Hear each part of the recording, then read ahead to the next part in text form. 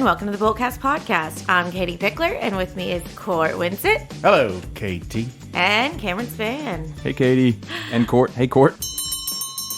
Okay, so typically we tell you guys that you don't have to listen to any of these episodes in a particular order, but this one is kind of tacking on to the last one. The last one we talked about risk, and after reviewing it, talking with David, we figured out that there was a couple other things we really wanted to touch on. So this one might be a little bit shorter, but it's just kind of a risk 2.0. And so, the last time we talked about systematic and unsystematic, and don't worry, we'll give you a little refresher again after our fabulous list. So y'all seem so excited. Last time we did some movies that risk was definitely a part of it. We really harped more on the actuaries and risk management and talked about how those are such crucial roles, but they're usually the background character, like the dad from Kim Possible and Fight Club and different things like that. So this one, I kind of wanted to spin it a little bit, and these are movies where characters definitely took a risk. They kind of took a leap of faith, and it's kind of showing them that they took that chance. They risked it all for potentially a reward. There are some phenomenal movies on this list. I kind of tried to shake it up a little bit. So the first one, and I'm kicking myself because this was a catchphrase, and Court, you actually called me out last episode of doing the greatest hits and bringing back a lot of different taglines that we've said over the past 100+ episodes. And I cannot believe that when we were really harping about risk versus reward, I did not say, is the juice worth the squeeze? Trademarked. Yep. So that is from the movie The Girl Next Door. I don't know that a ton of people have actually seen it. I have seen it. I love it. It's got. I can't remember. I don't know if you pronounce it Elisha or Alicia. Yeah. Alicia Cuthbert. Yep. And then Amelia Hirsch. Yeah. And the guy. Did you say Amelia? Emilio. Emil.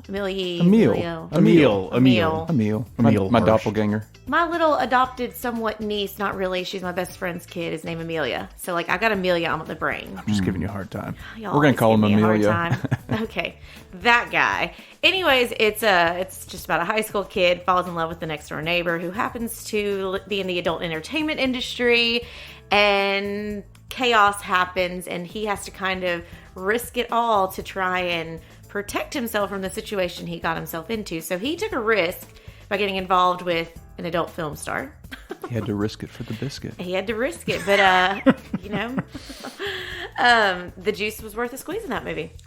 Okay, the next movie on the list is Dantes Peak, and I remember seeing this movie and hating it. So there was that. I've never seen it. I liked it. It had one of Katie's favorite actors in it. Oh, Pierce. That's right. Is it just like an end of the world kind of movie? The volcano's going to erupt. Yeah, there's a volcano. And Mount St. Helen, I think. It's going to erupt, and zaniness ensues. Zaniness. But it's the risk part of it is that, people are prepared. They've got the volcanologist. Whoa. Bam. He pulled that one out. That they're coming and assessing the risk. Field of Dreams. Yeah. One of the most misquoted movies. Yeah. A lot of people say, if you build it, they will come. It's if you build it, he will come. But he risked it all because a lot of people thought he was crazy. Why are you doing this? Why are you building a baseball diamond? Because these ghost players are appearing. He took a risk. And it paid off. All those cars way down the street pulling up for the game. It paid off, but he could have gone completely bankrupt, destroyed his family, everything. But it paid off. The only thing I have to say about that movie is, of course, it stars Kevin Costner, and except for a reference to some very, very obscure movies that nobody has ever heard of, I have yet to have anybody give me a Kevin Costner movie related to sports or cowboys that was bad. Oh, do you remember the one person when we were on a trip who told us they hated Kevin Costner? That's right. Yeah, yes. And I've about lost it. We will not name the name, but that was the first person I've ever come across that does not like Kevin Costner. Yeah, Costner's like your go-to baseball movie actor and your go-to Western guy. Yeah. And he does it well. Listen, I'm not saying the dude is a brilliant actor. I'm just saying I've not seen a Western or a sports movie with Kevin Costner in it that I thought was bad. That's all I'm saying. So we're saying Kevin Costner would take a risk if he decides to start doing Waterworld Part 2. Ooh, that was a risk. That was a piece of garbage. Okay, so the next one on this list, Risky Business. I mean, it's in the name. I keep getting the movies that are real scandalous with Girl Next Yeah, Door, you Risky like Business. X-rated actors and hookers. This was planned, Katie. I didn't know. It's just, we all know Risky Business, Tom Cruise, another kid who gets involved. Yes, at the time he was supposed to be a high school senior getting involved with a hooker. So it had all sorts of heartwarming messages to it. Right. Sometimes you just gotta say, what the heck? Next on the list is Aladdin. Do you trust me? I can show you the... Do you trust me? And so when Jasmine grips the hand of Prince Ali and gets on the carpet, ooh, she's taking a risk. Prince Ali and the flying carpet. Getting on that carpet, I mean, you don't know if it's stable. What's the weight capacity? Like, is it going to work? Number 6, Wizard of Oz.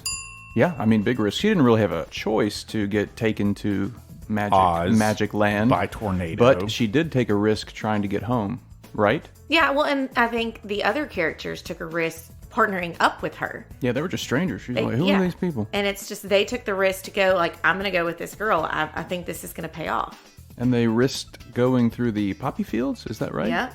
I read an article once that the original book, The Wizard of Oz, was actually a treatise on the gold standard, I think it was. Really? Yeah. You know, like Follow the Yellow Brick Road and Oz, OZ, ounces of gold, so on and so forth. Yeah. Okay, it was a fascinating article. I was going to say, so put a pin in that. I want to do an episode we'll just come on back to that. that. That'll be fun. Okay, the next one, The Sandlot. Great baseball movie, but the kids definitely risk it all when they try and leap over and fight the beast to get the ball back. It's a cool story because Baby Ruth plays a big part in that. The Big Bambi? Man, two of the greatest, my favorite baseball movies are on this list, so I'm happy as can be. Why would I get this one? You want to flip seems flop? like it seems like it's not fair that I would take this one. You get the next one, and then I'll come back That's to this. fine. That's fine. Okay, so the next one is Hunger Games. Of course, obviously, Katniss Everdeen takes a risk by standing in as tribute for her sister, who was actually chosen as tribute. She goes in her stead. I'm not sure she was really balancing risk versus reward in that instance, other than I could die, but if I don't do it, my sister will die. So I think it seemed like a pretty obvious choice to her. Like, I'm going to go ahead and be the one that puts my life at risk so I can save my sister. I know a lot of people whose lives I would just, if they got chosen as tribute, boom, I'd let them go. Have fun with that. Speaking of tribute, I was to say, is he looking at us? I volunteered as tribute to get the film that you originally had on the list. The one I always get, Lord of the Rings, which I loved.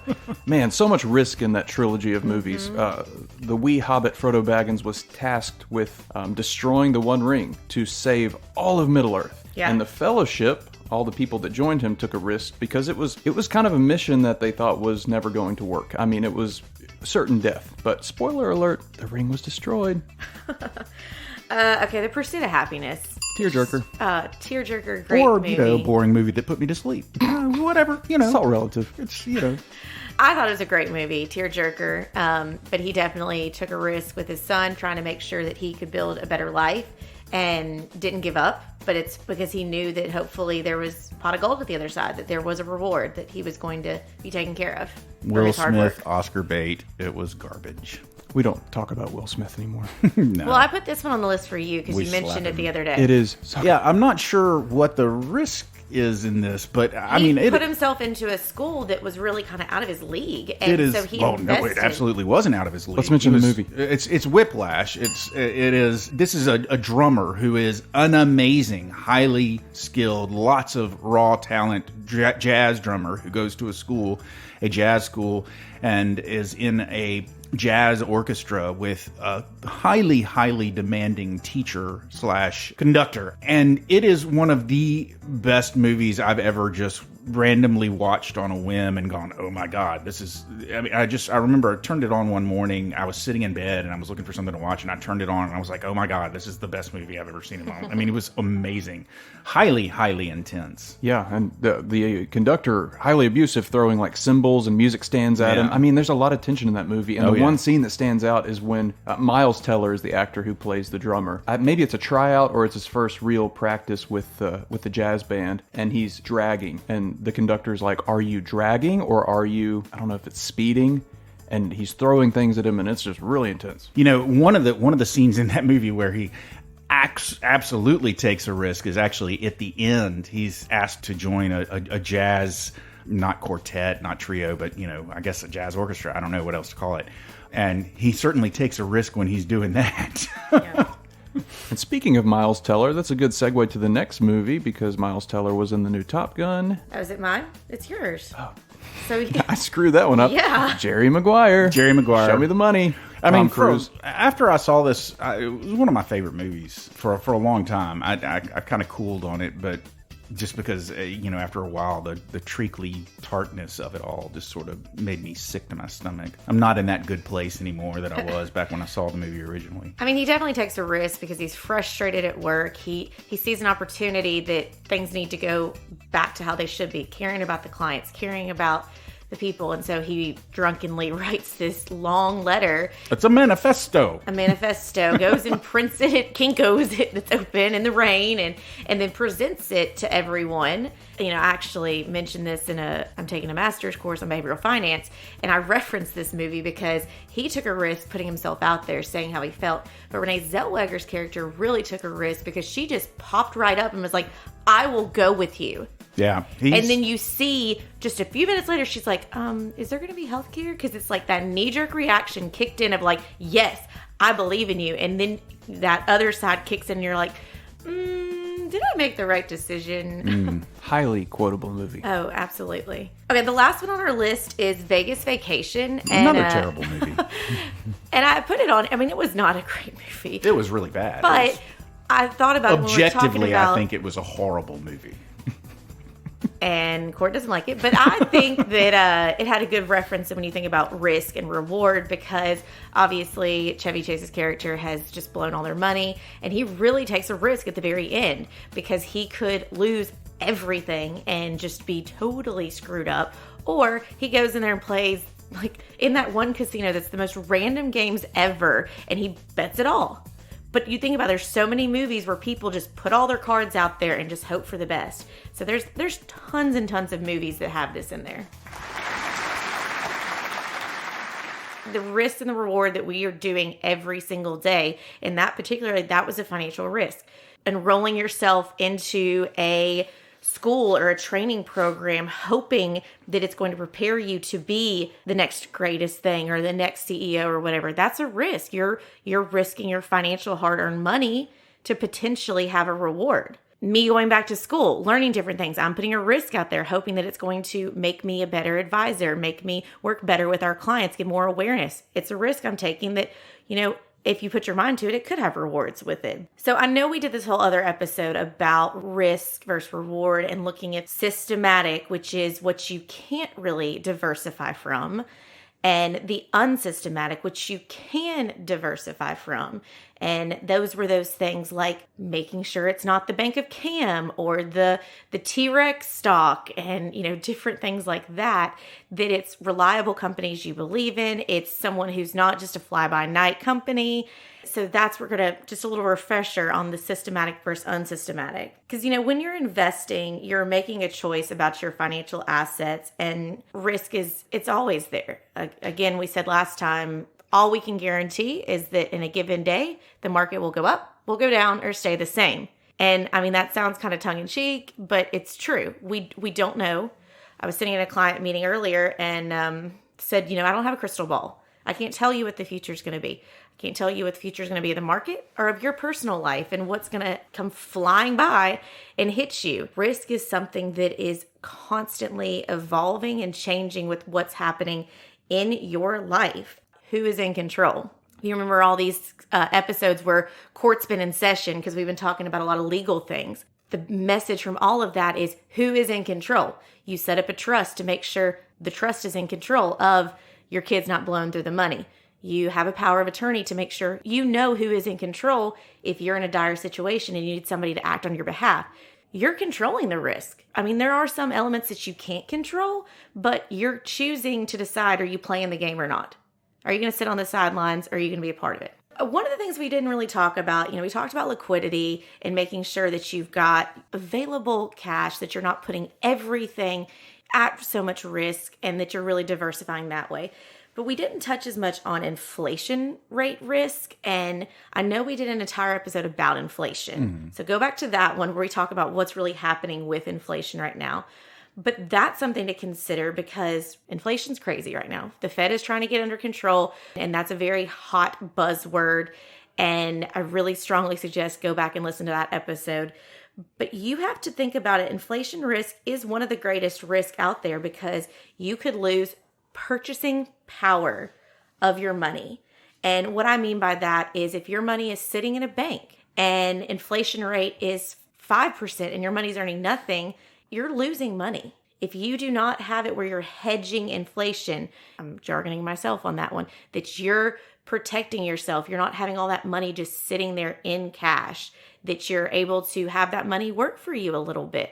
And so that's where the diversification comes in of you don't have all your eggs in one basket. You're not just sitting on a big pile of cash because it's not keeping up with the inflation rate. There is a risk of your money not growing. If your money doesn't grow and the growth of your money isn't matching the growth of prices, to put it as simply as possible, just by having your money just sit there, you're losing money. I think you pretty much summed it up. Inflation risk is the risk of the future real value after inflation of an investment, asset, or income stream will be reduced by unanticipated inflation.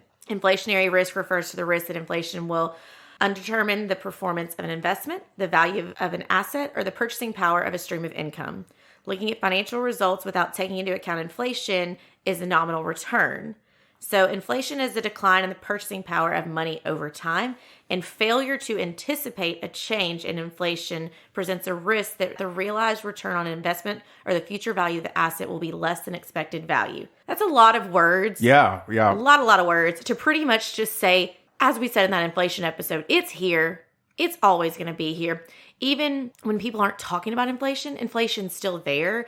And that's where this is a lot. Okay, I'm telling you, you need to have money in cash, but not too much in cash. And you need to have money in retirement, but not too much in retirement. So I understand it's complicated. I may be guilty of a little bit of oversimplification because it's not just about having your money sit under your mattress or in a bank account that's not paying you interest. You could even have your money invested. Mm-hmm. And basically what you just said sort of restated, there's the potential, there is the risk that you could have your money invested in something that does pay off. There is growth to your investment, but it's not as high as inflation is going up. So it's not just a matter of put your money out there so you can avoid inflation. You got to put your money in the right things to maximize your return so that inflation doesn't kick you in the boot. And so you're probably going, what do I do? My head is going to explode.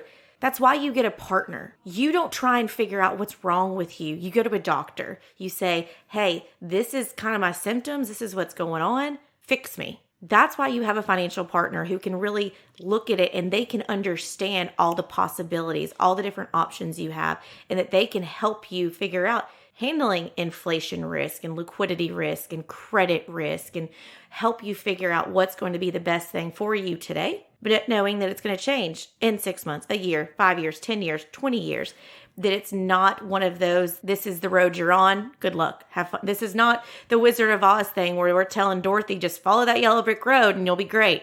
No, there is no perfect yellow brick road that you're having to follow. It is constantly changing with you personally and what's happening with the times.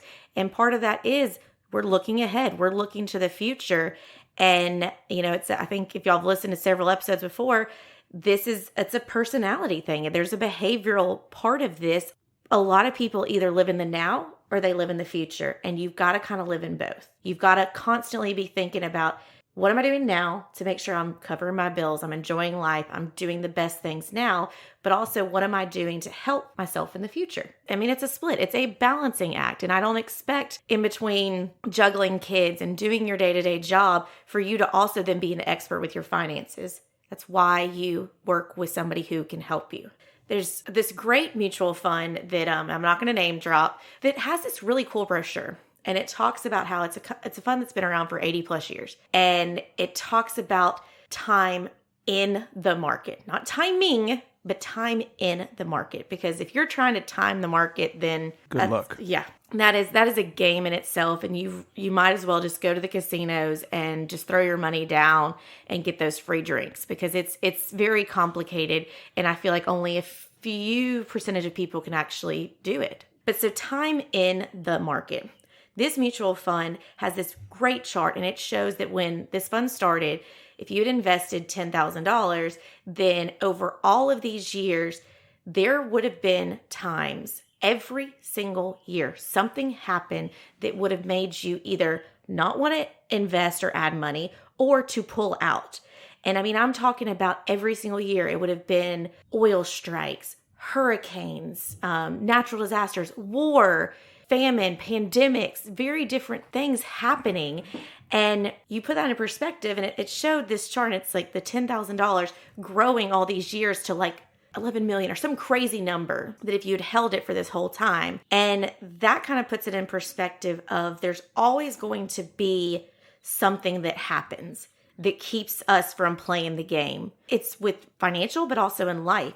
Oh, it's not the right time for me to go back to school. It's not the right time for me to try and change jobs, even though I'm unhappy in my job. It's not the right time for me to invest because, a new president's going to be elected in a couple of months. Something like that. I'm on my soapbox, y'all, and y'all are just letting me go. I mean, I think one of the things that we focus on is the future. And it's like you said, if you're focusing on long-term growth, then there's always a reason you could stay out of the market. Mm-hmm. But, that you've got to weigh that against the potential that you're throwing away, the return that you're throwing away by staying out. If you always have a reason to stay out and not get in, then you're throwing away potential future return. I think sometimes what people get killed by is that they're thinking of, oh, I'm going to strike it rich in the market, and I want to invest this $1,000 and turn it into $10,000. But now's not the right time because the market's really taking a hit. And they're thinking they're going to invest their $1,000 and in a year they're going to have $10,000 and they're going to, pull it out at exactly the right time. No. That's not what we're talking about. And yeah, your market fluctuations are going to kick you in the butt anytime you try and do that. Or not anytime, but frequently. That kind of reasoning, it will keep you out of the market. But we're not looking at that short-term, strike-it-rich sort of scheme. We're talking about long-term growth here. You think about a little kid. A little kid is fearless. They are not scared. And it's because they haven't had something happen to them. They're not scared of their bike until they fall. And then it takes a little bit of coaxing to say like, hey, it's okay. Get back on the bike. Keep going. You don't let the kid just be like, oh, I'm never going to ride that bike again because I skinned my knee. And so that relates to us as, adults. And, I think we're adults. I don't know. Some days I question it. But we always talk about the negative, and we're so protective of ourselves, of our hard-earned money, that we convince ourselves it's not a good situation. We shouldn't do that. And to a degree, that's great because we need those instincts to question, to do the research, to make sure it's the right decision. But what's that quote? Don't let the fear of striking out keep you from playing the game. Mm-hmm. And David actually mentioned, we talked about Babe Ruth on the last episode and how he really was the greatest. But people don't talk about the fact that he also had the most strikeouts. I mean, it makes sense. Can't hit the ball if you don't swing. Yeah, it makes complete sense, though. But the thing is, no one's talking about it. You hear about the person who's has earned millions of dollars with their small investment. But what losers did they pick prior to that? How much have they lost because of that to get to that point? But people don't talk about that. You don't talk about the rough times. You only talk about, oh, this is where I am. I'm successful. And I think it's becoming more common saying, oh, well, I had to work hard to get here. But then people brush it off and like, oh, no, you didn't really have to. There's so many cliches about it, but it's, a ship in port is safe, but it never goes anywhere. Mm. And so, yes, if you have this extra cash that you're sitting on and you've covered your monthly bills, you've got your 3 to 6 months worth of living expenses and you've got this extra cash and you're just scared, you're waiting for the right time to get into it, then it's just going to stay status quo. It's going to stay as it is versus if you decided to take that leap and take the chance and do it correctly with research and a plan that is specific to you, not specific to Joe Blow, who you met at the bar. Listen, I think back to March of 2020. We had one of the worst days in the market ever in March of 2020. COVID was coming on strong. Presidential election was looming, and the market took a dive. It lost like 25% in one day. It was a terrible, terrible day. Now, since then, I don't know about the rest of you, but I look at my 401k now every now and then, and my 401k recovered. I got back. But if I were an investor and I just picked a day to look at to decide whether or not to invest, and I looked at a day like that, of course I'm going to stay out of the market. Of course I'm not going to invest if I'm going to put my money in and lose 25%. But it's not about that one day. It's about a string of days, a string of weeks, months, years, putting that time together and letting the money grow for you. Yes. Time is so, so important. Time is the most precious asset we have, honestly. But we have this whole philosophy of instant gratification. That's not always the best policy. It's really about having that time and controlling your risk and looking at what is your goal. And some of the terminology you may hear if you were talking to somebody about trying to control your risk and doing your research and getting advice and exploring solutions and options is, are you in the growth phase? Are you trying to grow this money for a specific thing? If so, what is your time horizon on it? Is this for 2 years down the road? You are a 20-something-year-old making great money. You don't have kids yet, but you think your retirement job is going to be flipping houses. So is this money going to be put aside for your future business in 10 to 20 years? Okay, that's a different time horizon. Are you in a life period where you're in preservation? You're trying to preserve this capital. And so you don't necessarily care about growth, but you care about keeping it as it is. There's different things, but it is still the time and making sure that you can't sit there and say, oh, woulda, coulda, shoulda. I wish I should have bought Apple stock or Tesla stock. No, just get in the game if you want to play the game. But if you're going to sit on the sidelines, then, do the research and figure out when you should get in. It's not about timing. It's about time in. Oh, that was deep. The other couple of things that are in here is really just kind of stuff we've talked about before. And it's that with the risk is asset allocation and making sure that you're looking at your precious assets and you've got it allocated appropriately. Do you have all of your eggs tied up in one stock? Or are you not liquid and all of your money is tied up in businesses or cars or property? Because you can't go and take your car and pay for Thanksgiving turkey. I mean, you probably could find somebody that would trade you a real nice car for a turkey. You're not going to be getting your value out of your car, but yeah, I mean, I'll give you a turkey for like a Ferrari or something. Okay, you heard it, ladies and gentlemen. So, you've got turkeys, Ferraris. Here we go. But no, it's different asset classes. It's looking at what's going to be the option. It's having that liquidity of that balanced approach. You think about you're supposed to have a balanced meal. You're supposed to have all the different food groups within each meal. It's the same with your finances. You're supposed to have a little bit in every area. And if one area gets outweighed, like if you're going to have more protein, then, next meal maybe need to adjust.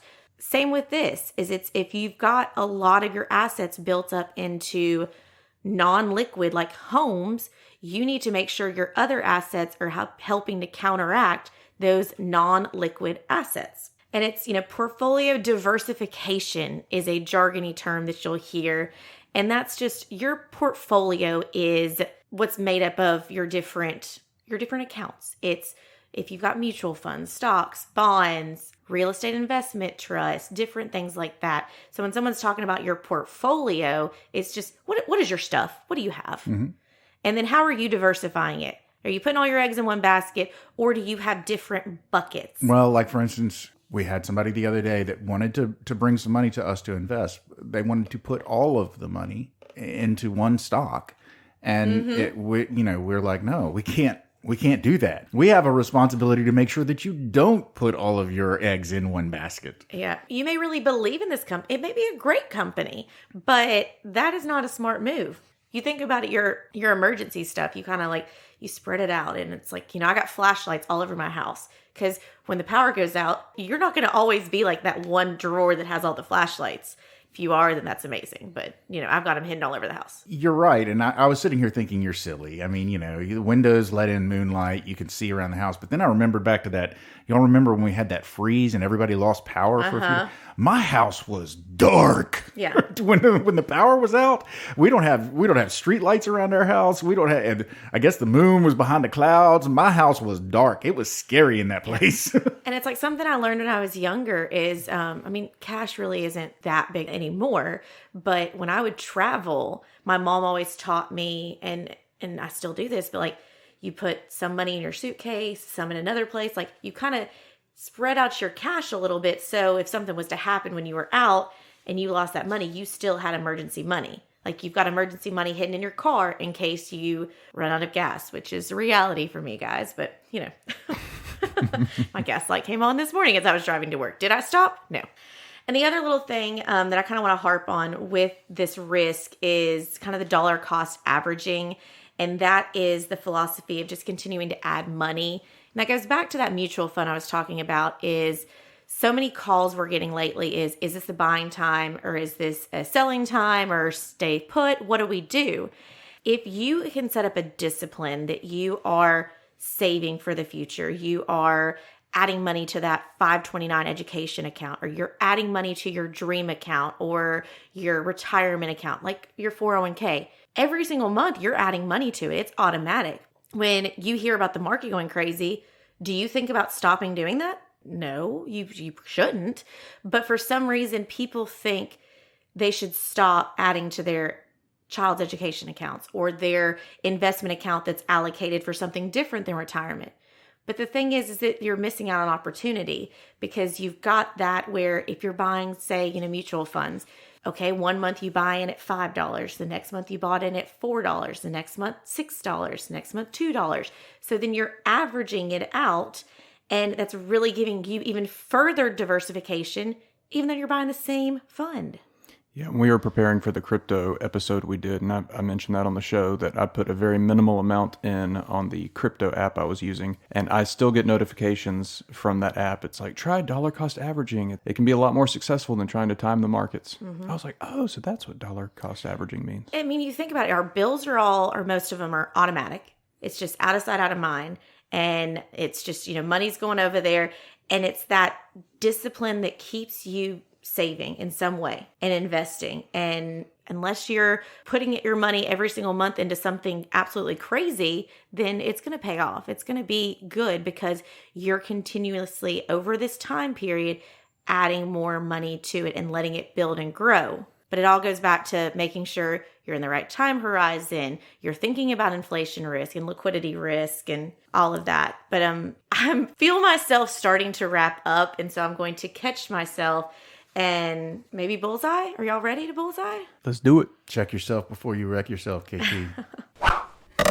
Okay, so my Bullseye is people are too busy stressing, worrying about monitoring their portfolios, looking at their 401k accounts, quote unquote, losing money. But if you remember back to that previous episode, you don't lose until you get out.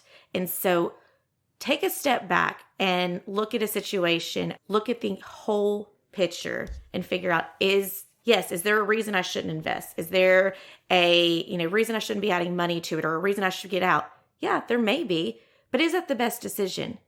And everybody's situation is very individualized. And so that's where I say, you guys are all rock stars. You're taking care of families. You're doing your job. Several of you have actually reached out to me recently about wanting to be on the podcast to talk about what you guys do.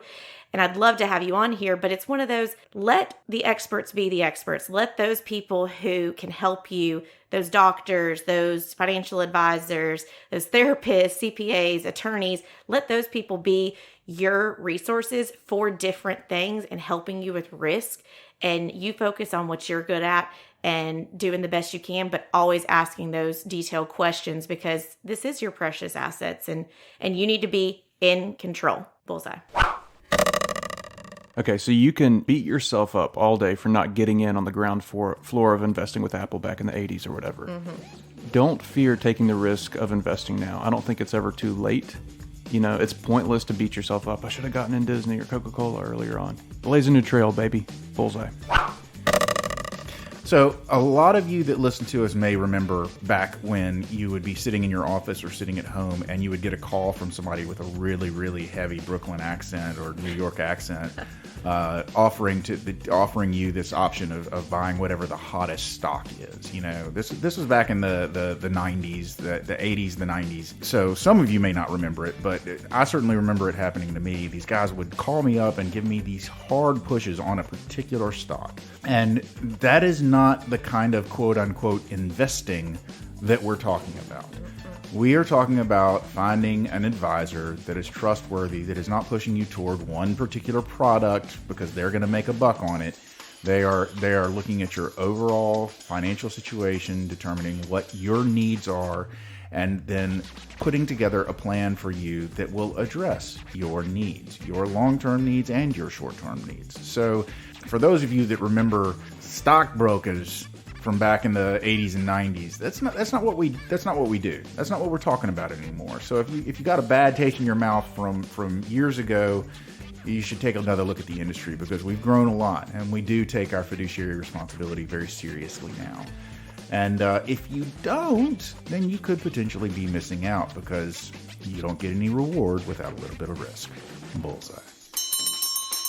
Oh, well, what do you know, ladies and gentlemen, there's the closing bell. You've made it to the end of yet another episode of the BullCast podcast. If you liked what you heard and you'd like to hear more, please feel free to go to your favorite subscription service and sign up to have our podcast beamed directly to your favorite listening device every single Thursday at noon.